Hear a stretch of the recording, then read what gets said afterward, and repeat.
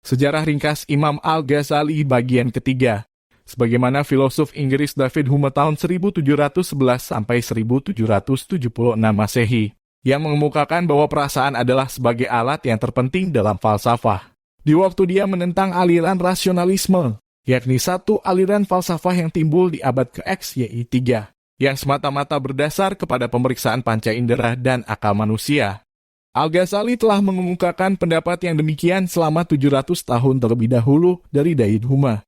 Ia mengakui bahwa perasaan atau hisiat itu boleh keliru juga akan, tetapi akal manusia juga tidak terpelihara dari kekeliruan dan kesesatan, dan tidak akan dapat mencapai kebenaran sesempurna sempurnanya dengan sendirinya saja, dan tidak mungkin dapat dibiarkan bergerak dengan semau-maunya saja. Lalu akhirnya Al-Ghazali kembali kepada apa yang dinamakannya daruriyat atau aksioma sebagai hakim dari akal dan perasaan dan kepada hidayah yang datang dari Allah Sud.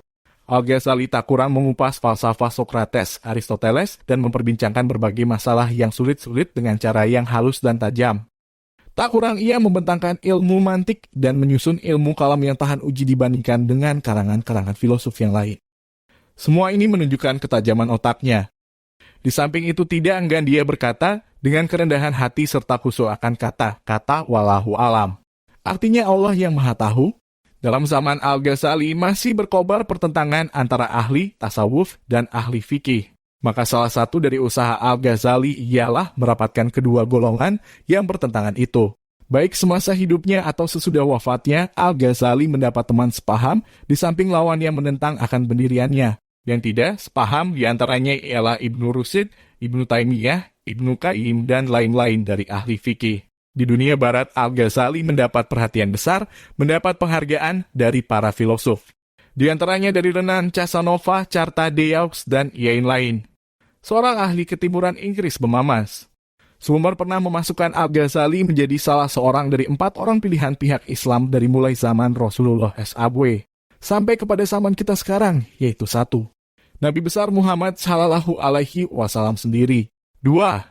Imam Al-Bukhari, ulama hadis yang terbesar. 3. Imam Al-Asy'ari, ulama tauhid yang termasyhur. 4. Imam Al-Ghazali, pengarang Ihya yang terkenal.